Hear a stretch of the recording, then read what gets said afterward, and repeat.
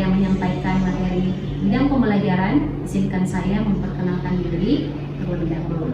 Karena terdapat pepatah mengatakan, tak kenal maka tak sayang. Perkenalkan, nama saya Arlina Mutar SK+MKes. Saya merupakan salah satu dosen aktif pada program studi profesional Sekolah Tinggi Ilmu Kesehatan Barabodeging Indrako. Pada kesempatan ini, saya akan menyampaikan pernyataan diri dosen dalam unjuk tridharma perguruan tinggi PDD UKTPT dalam bidang pengajaran. Adapun beberapa mata kuliah yang saya ajarkan, namun pada kesempatan ini saya hanya menjelaskan satu mata kuliah, yaitu mata kuliah keperawatan maternitas 1. Mata kuliah ini terdiri atas 4 SKS, di mana 3 SKS adalah teori dan 1 SKS adalah praktek. Mata kuliah keperawatan maternitas 1 diajarkan pada semester 3 dengan kode mata kuliah 335 KB 4. Tentunya dalam proses pembelajaran saya telah menggunakan sistem DIA, yaitu Delivery Interaction Assessment, di mana D yaitu delivery, yang merupakan bagaimana cara saya menyampaikan materi sehingga mudah dimengerti oleh mahasiswa, dan materi ini yang saya ajarkan mengacu pada capaian pembelajaran lulusan ataupun capaian pembelajaran mata kuliah. Selanjutnya, I adalah interaction, yang merupakan proses interaksi yang terjalin antara saya sebagai dosen dengan mahasiswa selama proses perkuliahan. Selanjutnya yaitu A, yaitu assessment, yang merupakan suatu proses penilaian untuk mengukur kemampuan mahasiswa dengan cara yang objektif. Selanjutnya, saya akan menyampaikan capaian pembelajaran program studi, yaitu deskripsi mata kuliah. Mata kuliah ini membahas tentang upaya peningkatan kesehatan reproduksi perempuan pada usia subur, ibu hamil, melahirkan, nifas, di antara 2 masa kehamilan, dan bayi baru lahir. Adapun capaian pembelajaran lulusan atau CPL, yang pertama adalah melakukan asuhan keperawatan dan simulasi pendidikan kesehatan pada wanita usia subur atau usia reproduktif, pasangan usia subur, wanita dalam masa childbearing, yaitu hamil, melahirkan, dan setelah melahirkan, dan bayi pada usia 28 hari, keluarga dengan wanita pada masa childbearing dengan memperhatikan aspek legal dan etis. Selanjutnya yang kedua yaitu menginterpretasikan hasil penelitian yang berhubungan dengan wanita usia subur, pasangan usia subur, wanita dalam masa childbearing, dan bayi sampai usia 28 hari, keluarga dengan wanita pada masa childbearing dengan memperhatikan aspek legal dan etis. Selanjutnya, kemampuan akhir atau sub CPMK yang ingin dicapai yaitu pertama, mahasiswa mampu menjelaskan anatomi dan fisiologi reproduksi perempuan. Yang kedua, mahasiswa mampu menguraikan konsep konsepsi dan perkembangan janin. Selanjutnya, yang ketiga, mahasiswa mampu merumuskan asuhan keperawatan pada ibu hamil. Yang keempat, mahasiswa mampu menyusun rencana asuhan keperawatan ANC atau antenatal care. Selanjutnya, mahasiswa mampu mendemonstrasikan praktikum ANC atau antenatal care di laboratorium. Selanjutnya, yang keenam, mahasiswa memahami etika, moral, dan advokasi dalam keperawatan maternitas. Yang ketujuh, mahasiswa mampu menjelaskan konsep persalinan dan asuhan intranatal care atau biasa disebut dengan INC. Dan yang kedelapan, mahasiswa mampu menerapkan pemantauan kemajuan persalinan dan manajemen nyeri. Selanjutnya, yang kesembilan, mahasiswa mampu mendemonstrasikan pertolongan persalinan normal. Yang ke-10, mahasiswa mampu menyusun asuhan keperawatan postpartum. Yang ke-11, mahasiswa mampu merancang asuhan keperawatan nifas di komunitas perumahan. Selanjutnya yang ke-12 yaitu mahasiswa mampu merumuskan asuhan keperawatan bayi baru lahir. Dan yang terakhir yang ke-13 yaitu mahasiswa mampu memahami masalah kesehatan reproduksi pada remaja. Selanjutnya, pokok bahasan utama.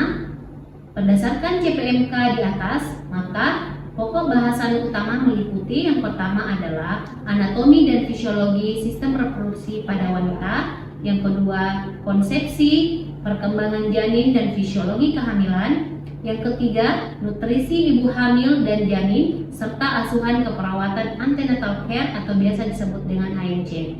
Kemudian selanjutnya fisiologi persalinan atau kelas 1 sampai dengan 4, manajemen nyeri, dan asuhan keperawatan intranatal care atau biasa disebut dengan INC. Selanjutnya etika keperawatan maternitas, selanjutnya praktikum Leopold Manuver, yaitu pengukuran TFO, yaitu tinggi fundus uteri, perhitungan DJJ atau detak jantung janin, kartograf, pemeriksaan fisik pada ibu nifas, dan senam ibu hamil. Selanjutnya bobot penilaian yang saya berikan adalah yang pertama yaitu penilaian umum, yaitu non-tes sebanyak 10%, di mana yang saya nilai di situ ada kehadiran, keaktifan, kemampuan, serta kerapian mahasiswa. Yang kedua, penilaian khusus, yaitu tes sebanyak 25%, di mana terdapat kuis, lab, dan tugas individu atau tugas kelompok. Selanjutnya, mid-test dan final test. Baik, untuk penilaian studi kasus sebanyak 65%, yang saya nilai di sini adalah lembar kerja kasus, keaktifan, kerjasama kelompok, kemampuan menyampaikan gagasan, dan tata krama diskusi, di mana terdapat kesopanan, etika dalam forum komunikasi efektif. Demikian yang bisa saya sampaikan. Saya ucapkan banyak terima kasih atas perhatiannya. Semoga kita senantiasa berada di lindungan Allah Subhanahu wa Ta'ala. Selanjutnya kita masuk ke pembelajaran tatap muka dalam kelas. Sekian, wabillahi taufiq wal hidayah. Assalamualaikum warahmatullahi wabarakatuh. Bismillahirrahmanirrahim. Assalamualaikum warahmatullahi wabarakatuh. Waalaikumsalam warahmatullahi wabarakatuh. Bagaimana kabarnya hari ini? Alhamdulillah baik. Semangat ya. Semangat. Oke, syukur kita panjatkan kepada Allah Subhanahu wa Ta'ala karena berkat rahmat dan limpahannya sehingga kita bisa bertemu kembali di kelas ini ya. Yang sebelumnya kita sudah belajar tentang matematika 1 untuk sistem reproduksi pada wanita dan pada pria. Baik, lupa pula kita kirimkan salam dan salam atas junjungan Nabi Muhammad sallallahu alaihi wasallam. Allahumma shalli ala Muhammad wa ala ali Muhammad. Ya baik, untuk hari ini kita akan melanjutkan pembelajaran ya yang sebelumnya sudah kita bahas tentang sistem reproduksi pada wanita dan sistem reproduksi pada pria. Ya. Oke, untuk CPMK pertemuan kedua ini yaitu melakukan masa keperawatan wanita usia subur pada usia reproduksi, pasangan usia subur, wanita hamil atau dalam masa childbirth, yaitu hamil, melahirkan, dan postpartum. Jadi untuk wanita, jadi kan kemarin ada pria, ada wanita, nah sekarang kita akan membahas tentang masa kehamilan. Baik, sebelum saya masuk di materi kedua, saya akan mengevaluasi dulu ya pertemuan kemarin itu yang dibahas apa sih atau isinya apa? Coba ada yang bisa? Oke, silakan Sari. Nah, untuk anatomi sistem reproduksi pada wanita itu yang pertama ada ovarium, lubang fallopi, uterus, cervix, dan terakhir itu ada vagina. Oke, ada yang bisa menjelaskan tadi yang sudah disebutkan oleh Sari, apa itu uterus? Saya Bu. Oke, Bu Hidayah silakan. Uterus adalah organ reproduksi wanita yang berada di bagian dalam yang berongga dan berotot. Oke, silakan duduk. Oke, nah sekarang satu orang lagi ya. Coba disebutkan sistem reproduksi pada laki-laki. Ada yang bisa? Saya Bu. Oke, Windy, silakan Windy. Disebutkan saja ya. Adapun sistem reproduksi pada pria yaitu testis, skrotum, penis, epididymis, vas deferens, dan uretra. Oke, silakan duduk. Nah, salah satunya ada yang bisa dijelaskan yang tadi disebutkan oleh Windy? Saya Oke, silakan. baik saya akan menjelaskan tentang skrotum. Skrotum ini adalah lapisan kulit yang berada di bawah penis dan berfungsi melindungi testis serta menjaga suhunya agar tetap lebih rendah dari suhu tubuh. Oke, silakan dulu. Selanjutnya kita akan membahas pada pertemuan kedua ya. Untuk materi maternitas 2 itu kita kembali ke CPMK-nya dulu, yaitu melakukan suatu perawatan pada wanita usia subur dengan dalam masa childbearing atau hamil, melahirkan dan postpartum. Nah, tadi kita sudah evaluasi ya. Nah, kita langsung masuk ke materi kedua tentang kehamilan. Sebelum saya masuk di kehamilan, ada yang tahu apa itu kehamilan? Oke, silakan ini. Kehamilan itu adalah pertemuan antara sel sperma dan sel telur. Oke, silakan duduk. Selanjutnya kita akan membahas tentang kehamilan. Apa sih itu kehamilan?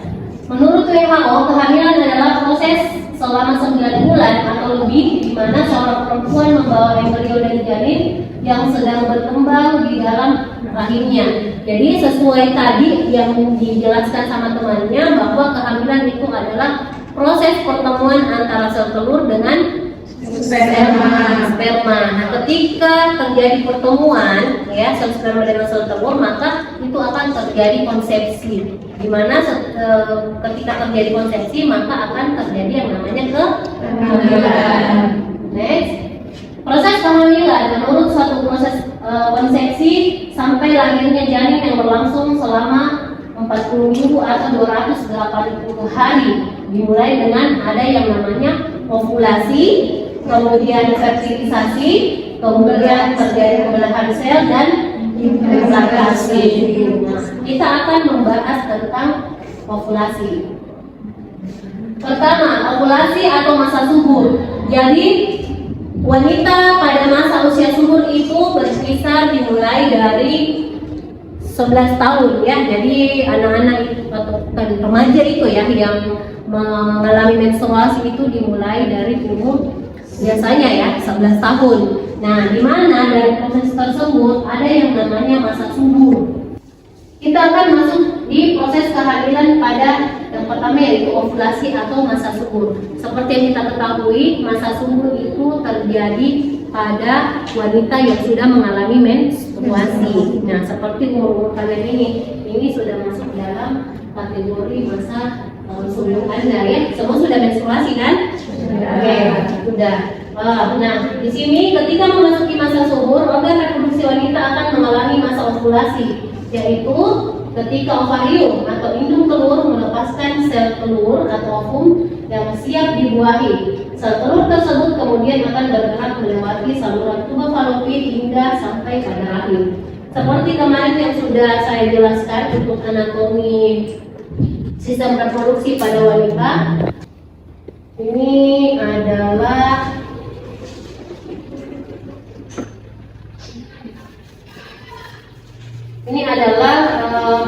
ovarium ya. Modelnya seperti ini, kurang lebih modelnya seperti ini. Nah, di sini adalah ovarium. Di sini tuba fallopi, kemudian di sini adalah uterus ya. Kemudian di sini adalah cervix, dan di sini adalah vagina. Nah, pada masa ovulasi, masa subur, sel telur yang berada pada ovarium ini, yang ketika sudah matang, dia akan keluar ke tuba fallopi, ya, ke tuba fallopi untuk menunggu adanya sperma yang akan membuahi. Nah, untuk masa subur itu dimulai dari hari pertama haid sampai dengan 14 hari haid. Nah, jadi masa suburnya seorang wanita itu di hari pertama haid sampai dengan 14 hari. Setelah 14 hari, ketika tidak ada pembuahan di tuba fallopi, ya, ketika sel telur ini menunggu sperma masuk tapi tidak ada yang datang, maka dia akan menuju ke uterus dan akan memburuk menjadi darah menstruasi. Nah, itu ketika tidak dibuahi Nah, sekarang kita masuk di proses kehamilan. Ketika masa subur datang dan ada pembuahan yang masuk, ada sperma yang masuk, ya, ada sperma yang masuk, maka sel telur yang matang tadi dia akan dibuahi oleh sperma. Nah, itu masuk di dalam proses kehamilan yang kedua, yaitu fertilisasi atau pembuahan. Nah, pembuahan adalah pertemuan sperma dan sel telur di saluran tuba falopi yang umumnya terjadi dalam kurun waktu 24 jam. Nah, seperti dari gambar yang Anda lihat, bahwa sel sperma tadi ini masuk ya dari vagina, dari serviks, terus melalui terus, kemudian dia akan mencari sel telur dan kemudian melakukan pembuahan di tuba falopi. Nah, ini dia modelnya ya. Kalau ini spermanya, terus ini sperma dia akan berlomba-lomba untuk masuk ke dalam sel telur. Nah, ketika sudah masuk, maka dia akan menutup. Sel telur ini akan menutup diri atau menebar. Nah, sehingga sperma yang lain itu tidak bisa masuk. Jadi sperma yang bisa masuk itu hanya satu. Kalaupun bisa dua, biasanya pada kehamilan kembar.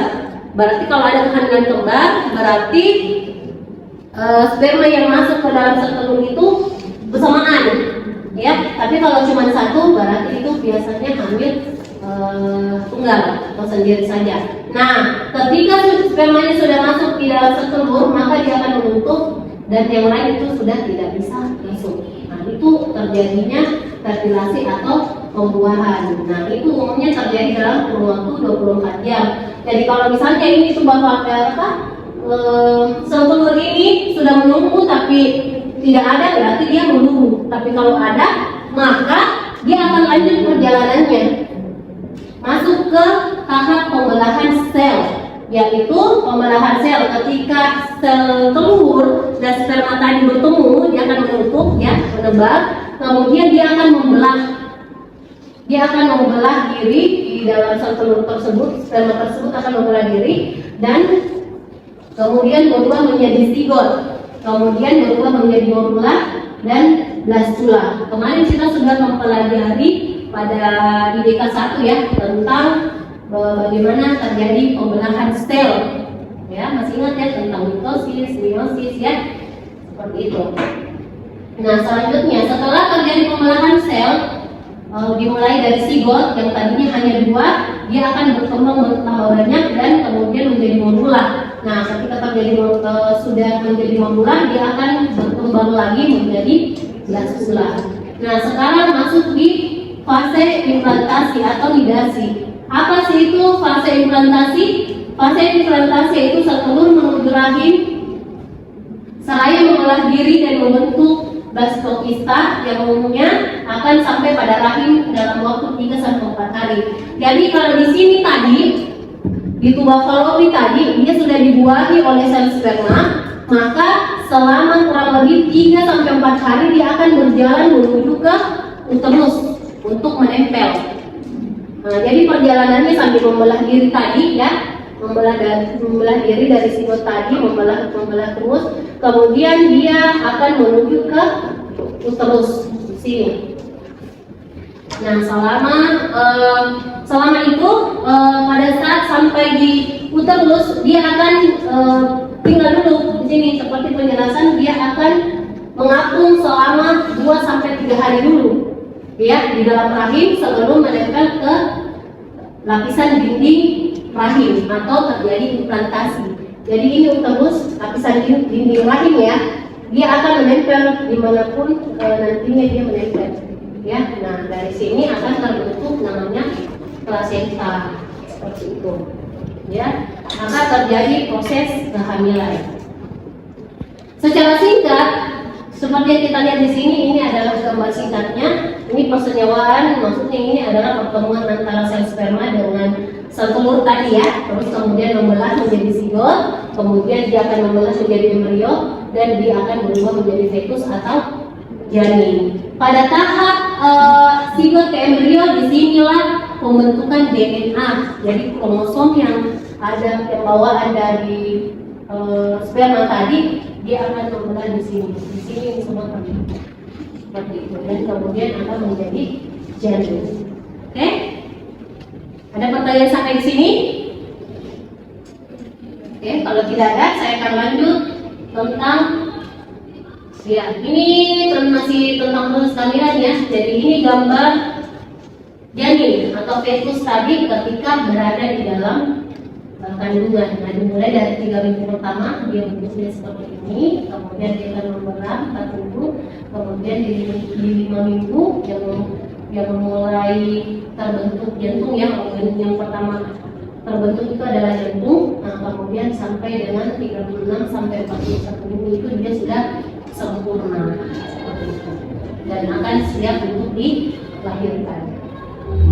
Oke, tanda awal, kita masuk di tanda awal kehamilan.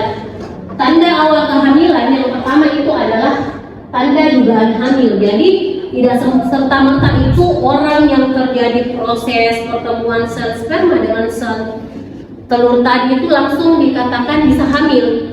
Itu belum tentu ya. Kita lihat dulu dari tanda awal kehamilan. Yang pertama itu tanda dugaan kehamilan. Tanda dugaan kehamilan ketika terjadi amenore. Amenore itu adalah kondisi tidak terjadinya menstruasi atau haid. Seperti yang kita ketahui tadi, yang seperti yang saya jelaskan bahwa ketika tidak terjadi pertemuan antara sel telur dengan sel sperma, maka dia akan menurun dan menjadi darah menstruasi. Selanjutnya kita akan nanti bahas teori tentang apa itu menstruasi dan bagaimana perjalanannya kenapa bisa terjadi menstruasi ya. Jadi tanda dugaan kehamilan itu kondisi tidak terjadi menstruasi atau haid di bulan berikutnya. Kemudian terjadi morning sickness. Apa sih itu morning sickness? Biasa kita lihat ibu hamil itu yang muntah ya pada saat awal kehamilan. Nah, awal kehamilan itu terjadi morning sickness. Kenapa? Karena terjadi perubahan hormon yang ada di dalam tubuh wanita tersebut. Karena terjadi peningkatan sehingga dia mengalami morning sickness. Kemudian selanjutnya tanda dugaan kehamilan yaitu sering buang air kecil. Kenapa bisa terjadi buang air kecil? Karena adanya pembesaran rahim ya, mulai pembesaran rahim yang mulanya modelnya seperti telur bebek ya. Bisa kita bayangkan ya telur bebek itu seperti apa besarnya, itu bisa membesar sekian kali lipat kalau sudah terjadi yang namanya kehamilan. Nah, kenapa sering buang air besar? Karena adanya pembesaran. Maka seperti yang kita ketahui anatomi dari perkawinan atau kandung kemih itu berdekatan dengan berada di bawah rahim. Maka ketika terjadi pembesaran pada rahim, maka ini akan tertekan, kandung kemih akan tertekan sehingga akan terjadi sering buang air kecil. Kemudian terjadi pembesaran pada payudara. Kenapa orang hamil terjadi pembesaran payudara? Karena adanya perubahan hormonal juga ya, perubahan hormonal juga, baik hormon estrogen, progesteron ya, itu semua terjadi perubahan peningkatan sehingga aliran darah pada payudara itu meningkat. Nah, ketika meningkat otomatis terjadi pembesaran. Nah, ketika terjadi pembesaran itu dikarenakan awal mulanya untuk persiapan ASI ya, dari susu ibu. Nah, seperti itu. Kemudian ada rasa lelah, kemudian terjadi perubahan warna kulit. Nah, ini semua dipengaruhi karena hormon. Biasa kita lihat ya, ada ibu hamil yang kulitnya kusam sekali, ya ada juga yang bersih sekali. Nah, itu kenapa? Itu dipengaruhi karena faktor hormonal. Nah, ini tadi bentuk rahim yang normal ya. Nah, ini adalah kandung kemih. Nah, ini adalah ovarium. Nah, ketika ini membesar, maka kandung kemih ini akan tertekan. Nah, jadi kenapa itu dia akan sering untuk melakukan buang air kecil seperti ini ya. Oke. Kemudian yang kedua adalah tanda kemungkinan hamil. Tanda kemungkinan hamil adalah pembesaran abdomen. Pembesaran abdomen bisa dilihat dari 12 minggu pertama, atau kalau 12 minggu itu berapa bulan ya biasanya disebut? Masuk ke 3 minggu. Jadi untuk kehamilan itu dibagi atas 3 trimester ya. Ada trimester pertama ya, kemudian trimester kedua, dan ada trimester ketiga. Kalau trimester pertama tadi 1 sampai 2 bulan, trimester kedua 4 sampai 6, kemudian trimester ketiga itu 7 sampai 9 bulan. Nah, terjadi pembesaran abdomen di minggu ke-12. Nah, kemudian ada pembesaran terus yang tidak rata sehingga terjadi penonjolan. Kemudian ada tanda hebat pada minggu ke-6, kemudian tanda headwick pada minggu ke-6 sampai 8, di mana warna selaput vulva dan vagina itu menjadi warna ungu. Itu karena perubahan hormonal seperti itu ya. Kemudian selanjutnya ada tanda pasti kehamilan yang ketiga itu adanya denyut jantung pada janin. Jadi bisa didengar melalui ini. Dan ini adalah bisa juga di USG ya. Ini yang namanya Doppler. Ini Doppler ini untuk mendengarkan jantung janin, bunyi denyut jantung janin. Nah, tapi biasanya dokter juga itu penelitian sekarang ya sudah bisa mendengarkan dengan USG. Kemudian adanya pergerakan janin pada umur 19 minggu ya, berarti dia masuk di trimester ke-2. Kemudian visualisasi fetus atau terdapatnya janin ketika di USG. Ini sudah ada kantung kehamilan, terus kemudian sudah ada embrion di dalam, sudah ada pembentukan janin. Dan ini bisa dilihat dimulai dari minggu ke-5 sampai 6, minggu ke-6.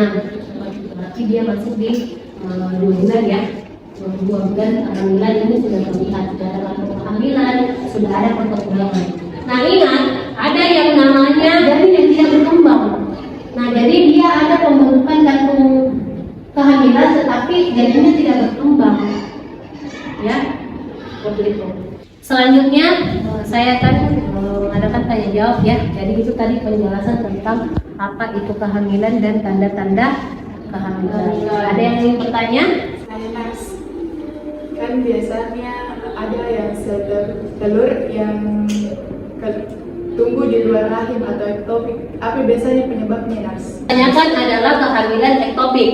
Ya, jadi kehamilan ektopik itu adalah kehamilan di luar kandungan. Kehamilan di luar kandungan itu seperti apa sih? Nah, kalau normalnya ya, normalnya tadi setelah terjadi konsepsi, telur tadi dia akan menuju ke uterus. Nah, kalau kehamilan di luar kandungan atau kehamilan ektopik, dia tidak menempel pada uterus atau dia tidak menuju ke uterus, tetapi dia singgah di sini. Ini contoh ya, ini kan tadi tuba Fallopi ya. Dia akan singgah di sini dan kemudian membesar di sini. Harusnya kan dia berada di uterus tempatnya ya, di sini. Apa sih penyebabnya? Kenapa bisa terjadi kehamilan ektopik? Nah, itu biasa disebabkan karena saluran ektopik yang terganggu. Biasa di sini menyempit ya, karena sempit maka karena dia harus menempel dari hari ke-3 sampai ke-4 itu, nah, dia harus menempel di sini. Nah, dia akan menjadi pembesaran di sini. Ketika ini terjadi, maka itu kehamilan yang abnormal. Ini tidak bisa terus-menerus dikembangkan ya, dia tidak bisa berkembang di sini karena bukan tempatnya, karena dia tidak bisa terjadi pembesaran pada saluran tuba Fallopi seperti itu. Oke, bagaimana yang lain? Masih ada? Ya. Jadi kita tadi sudah membahas apa itu kehamilan ya. Jadi proses kehamilan itu tadi tentang pertemuan antara sel telur dengan sel sperma, kemudian mengalami dimulai dari ovulasi, kemudian masuk di fertilisasi, kemudian terjadi pembelahan sel, kemudian terjadi implantasi untuk penempatan sel telur tadi di dalam uterus sehingga akan terjadi kehamilan. Oke, cukup sekian hari ini. Semoga apa yang ilmu yang kita dapat hari ini insya Allah menjadi bekal kita nanti ke depannya. Amin. Sekian dari saya tutup. Wabillahi taufiq wal hidayah. Assalamualaikum warahmatullahi wabarakatuh.